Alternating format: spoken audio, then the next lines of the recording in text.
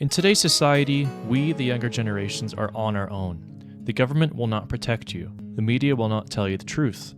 The older generations will not pave the way for your success. Corporations do not respect your best efforts. Elites do not see your humanity, only your money. Politicians will not serve you.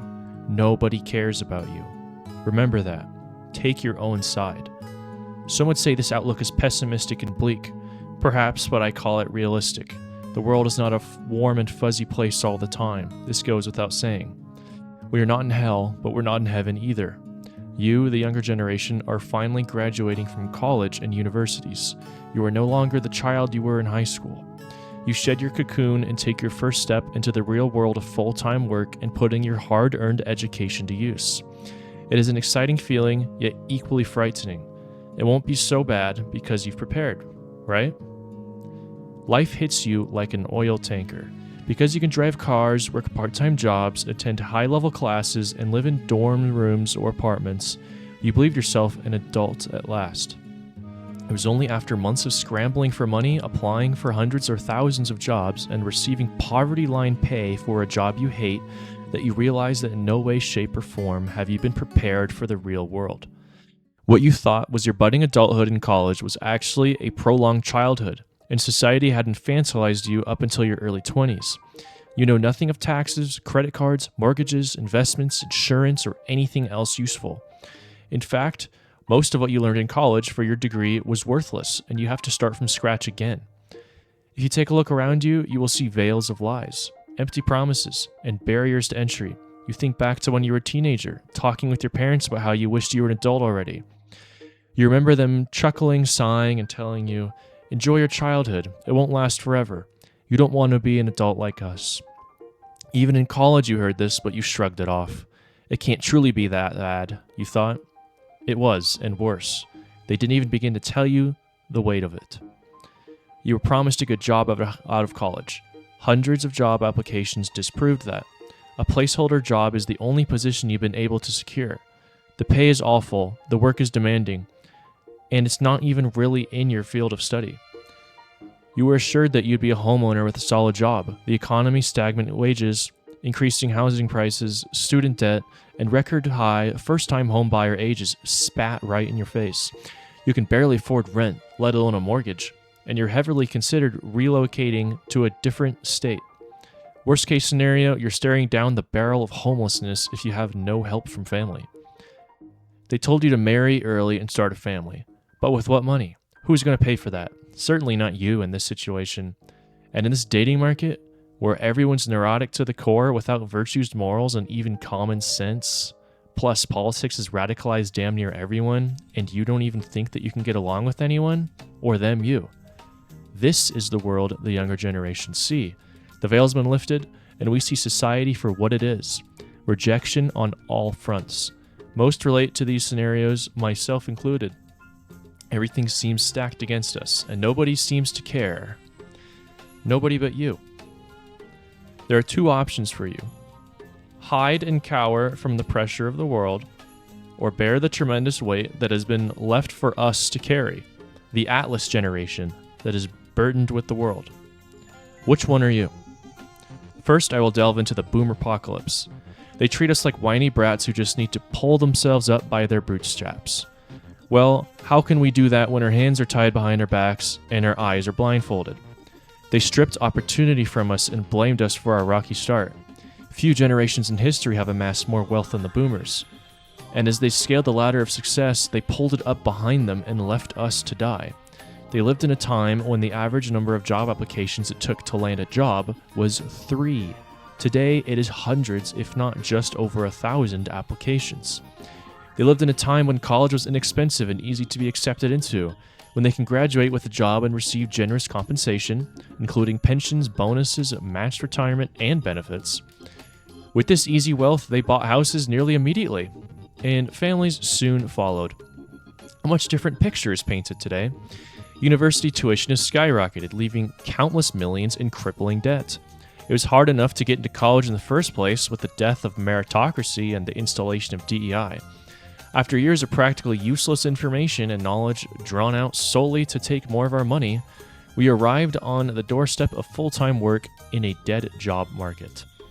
For all of our tireless efforts, if we do manage to secure a job, the pay is garbage and the rent is staggeringly high.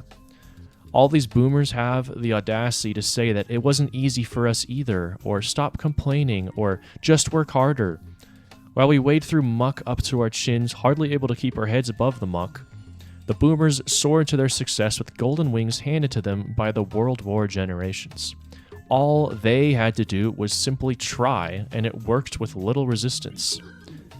Now they are retiring or retired, and they've left us with an economy less impressive than a sticky, oxidized penny you find on the street. In their elder years, they expect us, the working taxpayer, to support their vast population and pay for their Social Security, their Medicare, and their Medicaid. On top of this, they are the last pensioners, squeezing the last drops of pension funds into their bank accounts. The very same people who let the concept of pensions dry up in the name of consolidating more corporate wealth, leaving none of it for us. The older generations do not care about you. They take, and take some more. They don't care about the success of their descendants because they themselves will be dead soon, and because they largely don't believe in God, nothing matters anyway. Selfish to the bone, they've taken their own side and reaped the benefits of it, hoarding their wealth and keeping it from us. We must also take our own side, but not in the same way. We have no choice but to exist in the world they've left us with, and to continue to pay our taxes to the boomerocracy. But, morbid as it may sound, one day they will die, and who will their wealth flood to? Us. It will be the largest wealth transfer in history, and we younger generations will inherit the spoils of their conquering, if they haven't spent it all up, that is. I personally believe that when this happens, the world will be ours to inherit and shape. Gen X is largely unremarkable in many ways, and millennials are hopeless and lost. But Generation Z, the most radical of living generations, both left and right, possesses the wild energy to mold the new society. We grew up and lived through rough times. Some more to come surely with the possible AI bursting and wars on the horizon. And this has hardened us in ways the previous generations have not. Tempered iron, we will stand firm until we seize our opportunities or create them for ourselves.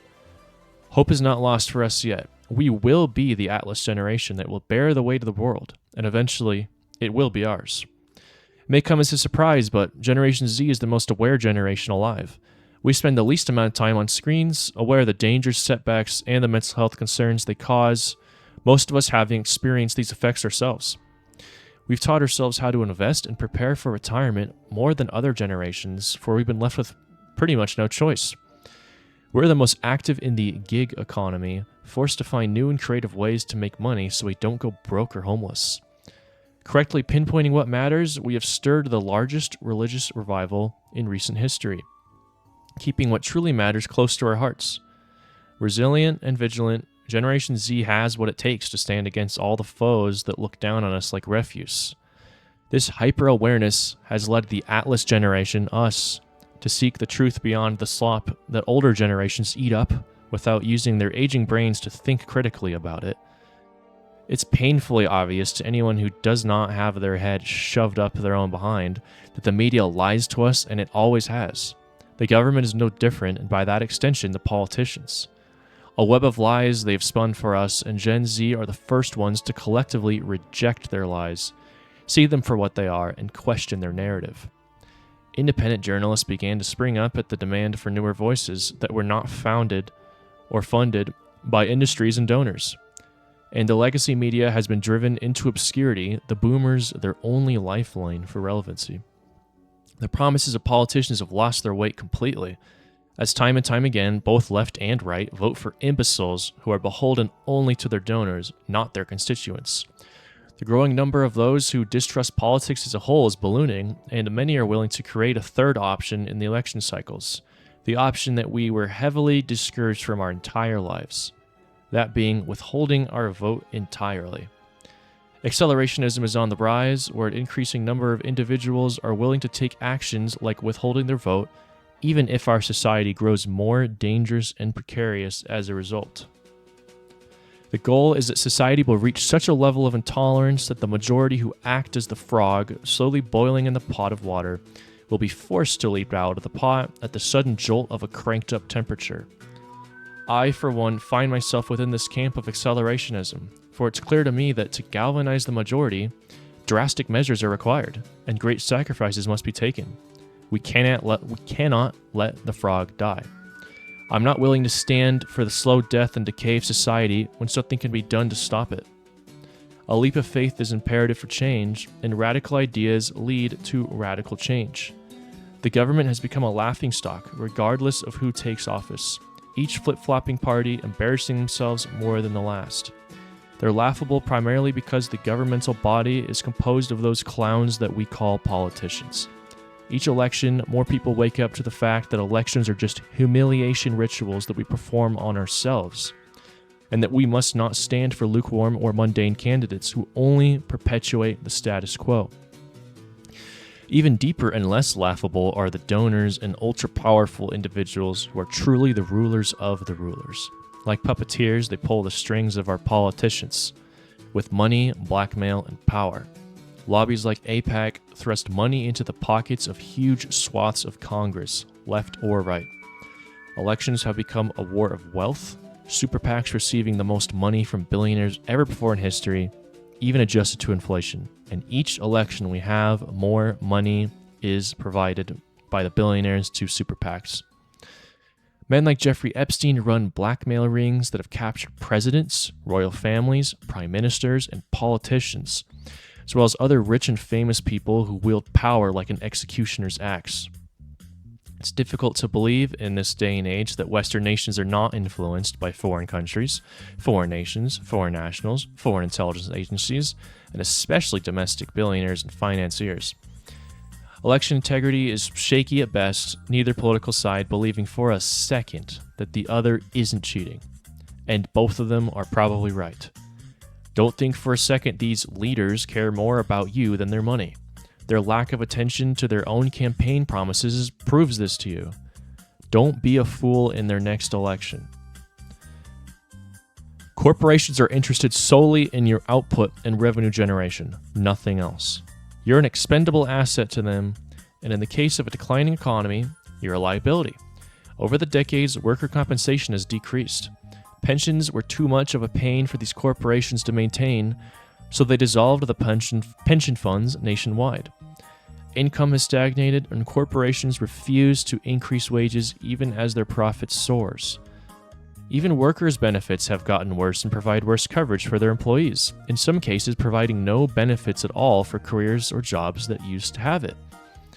I looked this up recently, and I discovered that before the 80s, full medical coverage was common for jobs that even provided medical coverage. And after the 80s, the cost of medical insurance started to roll over onto the recipient, and every year since, the amount that the recipient has had to contribute towards their own medical insurance has increased as these corporations cheap out on their employees. All of this diminishing return for you, the employee, and the employer expects you to take on more work and increase your output as more and more people are laid off due to budget cuts or AI overreach. If you don't provide a 2 weeks notice for termination, it's considered unprofessional, but they can lay you off, fire you, or force you to resign at a whim, potentially leaving you and your family without income. As a cherry on top, the witches of the HR covenant fester like a wound in every corporation, middle management expanding like a blister ready to pop. Because they did not get enough nagging at home, these witches choose HR as a career path, getting paid to nag those who actually provide something useful for their worker. And they cast their email incantations and curses on you, a hardworking, overworked employee who has enough on their plate. These corporations are not on your side. You're nothing more than money to them, to be spent or invested in, only to their benefit. All this to say that nobody cares about you. Nobody will take care of you. Nobody will provide for you. You have to do it yourself. When you look at the news and politicians, do not expect the truth. Do not believe their lying lips. When you look to the government, do not expect to be helped in any way. When you look to the elites, the rich, and the corporations, do not expect to be treated as a human. Do not rely on these institutions in the least. Rely upon yourself and those around you in your community. Learn to invest, to save, to manage your money and debt. Put your trust in friends, family, and God. Put your trust in yourself. If you find yourself untrustworthy, learn how to reverse that. Read books, research aspects of life you don't understand. Become someone that others can really rely upon as well. Take your own side. Do not side with these institutions that hate and despise you, whether it's secretly or openly. Be unapologetic in your beliefs, your true beliefs. Don't be afraid to share what you actually think, when necessary. More people are like you than you think. If you want a world to think how you think, then speak out. It is in silence that society pushes words down our throats that we don't even agree with. Nobody can do these things for you. You must do it. As Generation Z or generations adjacent, the world feels so unfair, volatile, and vicious. On our knees, we bear the world on our shoulders right now. Yes. But in due time, when the older generations fade, we will rise up and stand, seizing the world with our strength, the Atlas generation. Until then, gather your strength, knowledge, and expertise. Help others to do the same. It is all up to us.